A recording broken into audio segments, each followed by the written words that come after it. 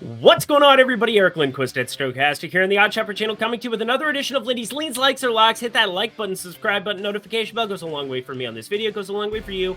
That way you become a prize whenever great content is going live here at our little neck of the YouTube woods. No eccentric intro, no craziness.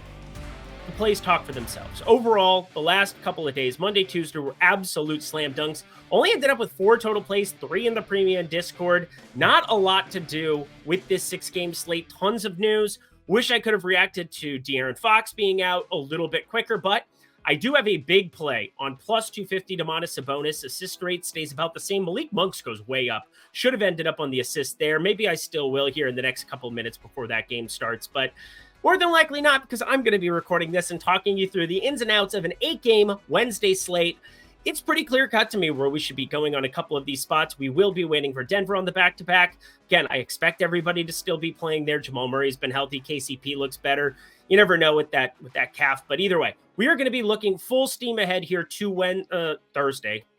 Thursday, that's the day that we're talking about. But 8 games, looking forward to it. Hopefully we can keep this heater going, because Monday, Tuesday, they were fantastic with the exception of one play that was a like or lock in the last 2 days that didn't hit. That was Utah +3. We'll see. There were no locks except for in the premium Discord. Sabonis ended up on a unit when that number inflated to plus 250. It just kept going up and up. Started plus 180. So some people were shorting that one. That was an interesting choice. Bold strategy, Con. We'll see how it works out for him. But let's get to it here. Hi, producer Jacob. Good to see you, my friend. I know you were on Jabari Smith with me in heavy dosages. That feels good. He loves me. He really loves me. Let's get to the picks. I think this is going to be a pretty quick video because, again, we're talking about the same teams day in, day out, week in, week out. It's All-Star break. You know the ways of the Force here by now because, again, you probably can guess where some of these places are going to go for me based on my analysis because teams don't change. Well, they change starting lineups. We have injury news. That always changes, and that's going to be a huge factor in NBA. Hopefully you know that by now. Good Lord if you don't. But Milwaukee, Charlotte. I don't like Glenn Rivers, but you know what? I really don't like Charlotte's offense here. Been the worst offensive team in terms of offensive efficiency over the course of the last 3 weeks. It shouldn't be that shocking. I know that just is weird with an all-star break in the middle of it, but I just ran it from February 7th on and then also from February 1st on over the course of this month because, hey, February 29th, let's celebrate, only comes around once every 4 years, so let's smash on it. I'm going to be just clear-cut with you here. I don't know how you look at this Charlotte team and a Milwaukee team that's obviously turned a corner here with Damian Lillard, just playing more like Damian Lillard after the All-Star break, hitting refresh, got some affirmation, some positive words from Giannis Antetokounmpo. It is what it is. But I look at Lillard and what he's done here recently. I mean, they just played this very same Charlotte team and beat them by 38 in Milwaukee. Now you're going the other direction of the country, heading there to Charlotte, and just see this being another smackdown. What is Charlotte doing? I know they're tanking. I know that they're playing for draft stock. I know that they should do everything they can to try to re-sign Miles Bridges. Sounds like that's going to be what they do because despite whatever, you know what I'm getting at. He is a good basketball player. So Milwaukee, friends, I don't really care. We're going to be betting Milwaukee here in this spot. Damian Lillard and company, just 11.5. Feel really confident in this one. Again, there's 2 spreads I feel pretty confident in. Actually 3 total. One that's a lock, but the other one I'm referring to, you would think it would be a lock. This one I thought would be a lock when I first looked at the line, ran the data. Going to be a half unit play for me, Milwaukee, minus 11.5. Again, I expect positive regression. They've still been 5th in adjusted offensive rating this season. Their strength of schedule has been super easy, but again, doesn't get easier than Charlotte. This is going to be super quick, super easy. Utah, the only team that I lost a bet on Monday and Tuesday here on this video from the likes and locks department. Riddle me that, Batman. We'll see how Wednesday goes. Again, you're listening to this Wednesday and I get completely blanked. I apologize ahead of time. But again, feeling pretty good about the Wednesday card too. Just picking our spots well, playing a little double dutch, you know, until you go into. Now I'm going to go. And it's been pretty effective here over the course of the last couple months. Yes, months. 2024 has been a good year so far in the betting department. And yeah, last 3 days have been overly good. Well, 2 days. Utah, Orlando, plus 5.5 here on the Utah side. I am not getting anywhere near them here. I have no idea what I'm even doing here talking about this. I'm obviously looking at the Orlando side. The main piece of news that you always have to consider, what are we doing here? What are we pacing at? Paulo Banchero's off the injury report. So, like, I'm feeling a lot better about. I want this to be a play so bad. But Paulo Banchero is listed as questionable with that same illness. So just sit, wait, wish, hope he plays. As such, the most important player on the floor from either side, I'm obviously going to lean Orlando -5.5. If I knew Banchero was in, this would be another spread in the early going. Actually, it's 4 straight spreads to start off your program, which is just insane. But this one's a lean. This one's not on the card here yet. We're going to trim a little bit of the fat. And right now, considering Banchero, I don't really feel like dealing with this Q tag. I don't think you have to either. We're going to deal with this. And producer Jacob, he was very disappointed to not see this as a lock. I see exactly where he's coming from. Atlanta on the road, getting 2 up against Brooklyn. Why is Atlanta getting 2? Why is Atlanta getting 2 against perhaps one of the, well, they've been bottom 3 in offensive efficiency here over the course of the last month, but it is, friends, still a spot where they're at home. They're coming off of an absolute drumming, and they can kind of hide Cam Thomas isn't going to be playing basketball, so that you're definitely not going to have to worry about him defensively. But for me, the X factor, we make fun of him a lot. A lot of people make fun of him a lot. I've lost a lot of money on him this season, but Ben Simmons is off the injury report here, had been resting, had been sitting out with some stuff, and now he's back in the lineup here. You get Day'Ron Sharpe, you get Nicholas Claxton. They're going to have some bigs to rotate through. And with Clint Capella still limited to around 25, 26 minutes here as he gets going, and with Okongwu on the shelf playing minutes for Bruno Fernando, Kobe Buffkin then there coming in at the point guard position with no Trae Young, I'm still not sold that Atlanta is just some juggernaut here. And again, we bet them with the Atlanta +3. That did not go. It went very poorly. And obviously, I know Utah hasn't been a good road team, but we're talking about Atlanta being historically bad against the spread, 19-39-0. So this is kind of a trepidatious little spot. Again, thought I'd be locking it, but I'm still going to just ease my way into it here. Ease the tension, baby. Just trying to ease the tension. Atlanta +2, half unit. I'm sticking to it. If you want to upgrade it, have fun. But I'm just going to wait and see what the market does. If I want to add more, I'll let you know over on X, or if you hit me up in the premium Discord, that is the best place. Yeah, that's it. Speaking of the premium Discord, you can get that and more. We're talking the Holy Grail, the positive EV tool. We've got the fantasy optimizer for prize picks, for underdog, for all the pick'em sites. We've got everything your heart desires, no matter what state you're in. You simply group it by your state, and you can shop for the best lines every single day with the top expected value using that OS premium tool goodness. But you also get the Discord, which is my premium plays, Ben Raza's premium plays, Greg Ehrenberg's premium plays, Isaiah Suarez, who's a NASCAR genius, and then our guy Nathan Joyce out there hitting parlay after parlay, along with my dude, Eitan Shander. So check that all out for the low price of $14.95 weekly. The Discord alone used to be $20 here, but $14.95 for the tools and Discord together.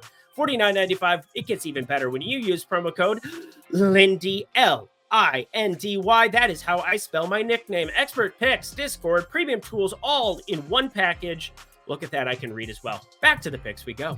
To my favorite spot on the card, Golden State getting 3 here, going up against New York. And sometimes it's as simple as looking at how good a team has been efficiency-wise up against the other one, and then looking at a massive Q tag that just hangs in the balance. Because if Jalen Brunson we knew was playing in this game, it would be closer to a pick'em.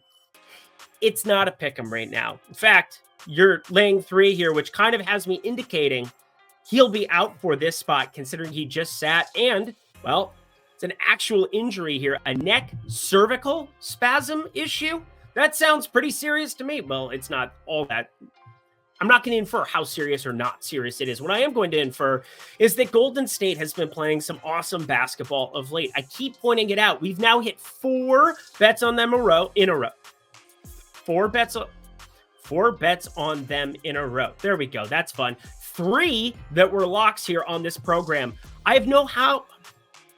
English is apparently tough right now. I have absolutely zero clue, friends, how they became my team, considering we were betting against them routinely. But as soon as they benched Klay Thompson, as soon as they kind of flipped the switch, you start Pajemski, you start Draymond Green, you start Mr. Jonathan Kuminga. These guys sharing the floor, it's just worked out. And now they got even better, because I don't know if anybody watched that previous game going up against Washington. Chris Paul is back, and he looked good, legitimately good in 22 minutes. 9, 4, and 6 it was with 4 steals, but like legitimately the word is spry. I'm going to call him spry was what he looked like there. Get him up to 24 minutes here going up against the Knicks and the potential for the best player on the team to be out. You got to lock it. They've been too good to us. Golden State -3. Again, it can be as simple as team playing really well.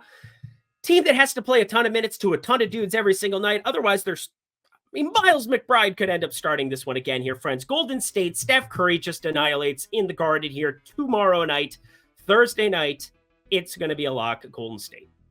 Oklahoma City taking on San Antonio. This is like a fun game to watch. I love SGA and Victor Wembanyama on a floor together at the same time. That's an enjoyable experience, but I think it's going to be Chet Holmgren that I'm the most interested in from a betting perspective. In Oklahoma City, how good have they been to bettors? Answer, very, very good. They've been awesome. They've been like the greatest. Phenomenal stuff through and through. San Antonio, not terrible, 28-31-0 against the spread. I mean, they've been double-digit favorites a lot, because outside of Wembanyama, not a lot to be excited on that side of the basketball, but Chet Holmgren is a guy that I've just routinely been backing in some capacity. We had the double-double market. We saw the rebound numbers starting to come up here.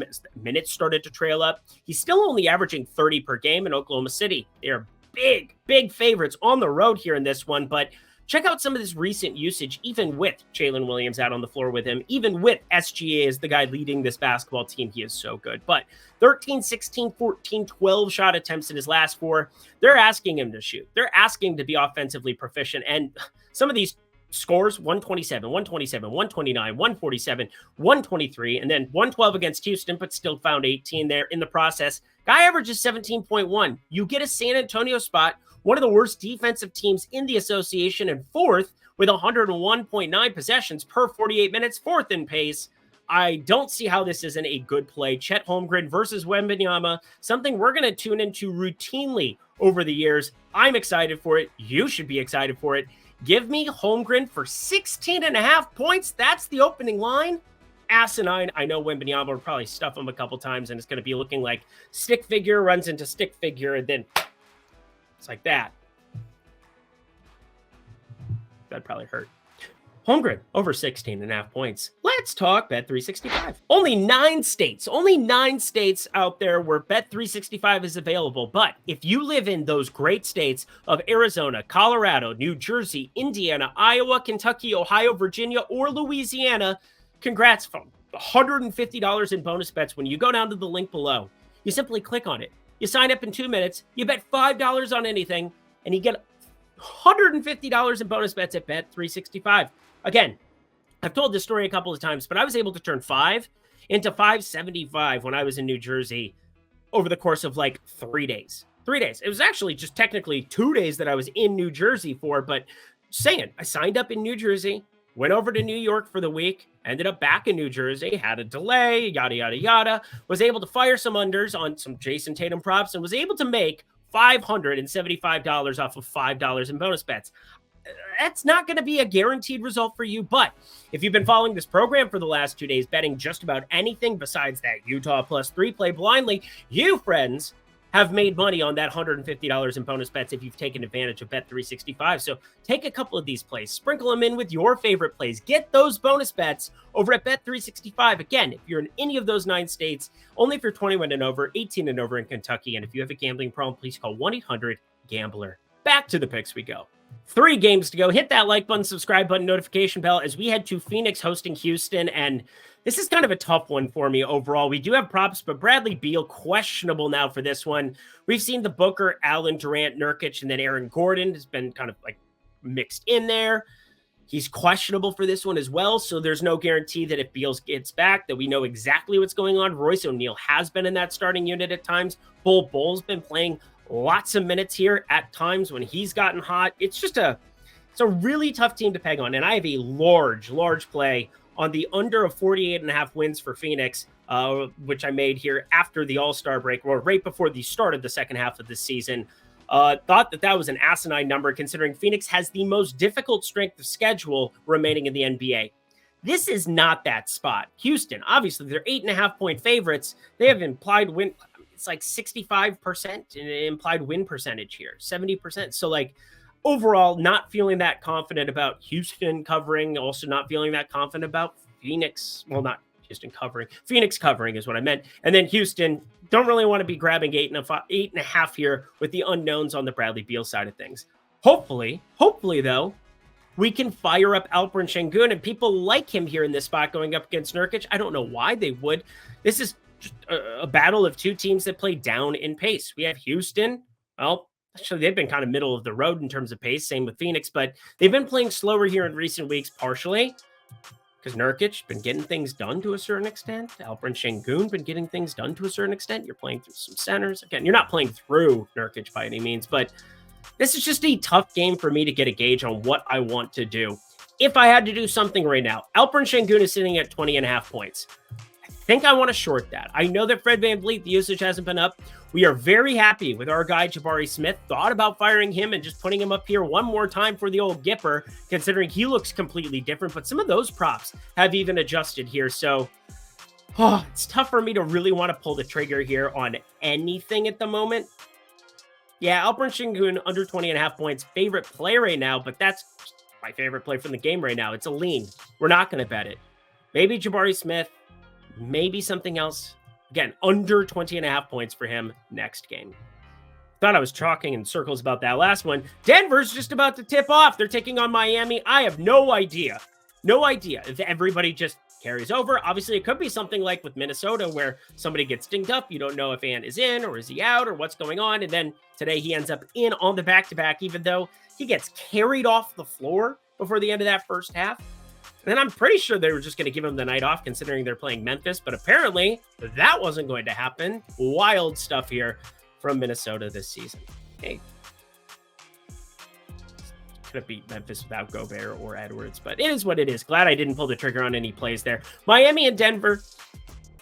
Don't know what we're looking at other than Denver is going to be massively favored. If somebody gets dinged up in the Denver game, it's going to affect whatever this opening number is. And somebody sits on the back-to-back. I don't know what to really analyze. If you want to know about anything in this one, hit me up in the morning tomorrow at Eric Lindquist over on X or in the premium Discord. Again, you can ask me those questions. I just turned on. My TMs weren't going directly to my phone for some reason or to my iPad. This thing rules my life. It is what it is. But overall, friends, Nikola Jokic, I'm going to call it a lean like, mainly because if he doesn't triple-double tonight going up against Sabonis, there's going to be an opportunity to maybe buy low. Miami, we know how slow down and paced they are. They get Jimmy Butler back. Alongside Bam Adebayo, should be a fun game to watch here. A little NBA Finals rematch. Kind of wild to say out loud, but Joker, triple-double. Calling it a lean like because I'm going to be interested in some capacity with plus money attached, which it definitely will have. And our last game of the night, kind of an uncomfortable one, Washington, LA, another spot. We're waiting on any line. It's not going to show up here tonight. It's just not. We got the Lakers, Clippers, the Battle of LA that's going to take place. We'll point out one thing.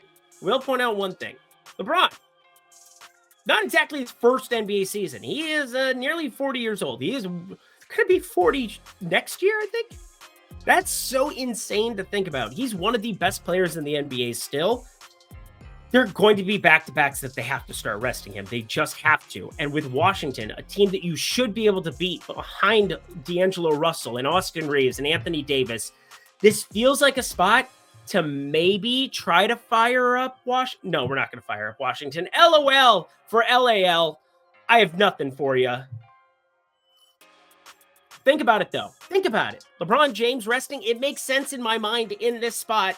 Want to see some opening numbers, do some crunching. Let's talk about it in Discord. That'd be lovely. Or, again, hit me up at Eric Lindquist, EricLindquist. Look at that. I can spell my own name. Hit me up on X if you have any questions. Happy to answer them here about this one. And that does it for another edition of Lindy's Leans, Likes, or Locks. You know what to do. Go to that comment section below. Let me know your favorite plays that exist here on Thursday slate. And don't forget about Playback. We're doing some awesome stuff with Playback. They're really taking off. And again, I think this is kind of the new wave of what we got for watching sports, for live betting sports with your favorite analysts. We got Greg Ehrenberg and Josh Engelman every single night after Live Before Lock on the Stochastic YouTube channel, directing you right to playback.com. Go over there. Playback.com/Stokastic, STOKASTIC. That is what you want to be looking up, and you want to be firing that up and watching some games with us. Going to be a great time, so check it out. Until next time, friends, thank you, producer Jacob. I'm Eric Lindquist. Best of luck in the NBA streets on Thursday.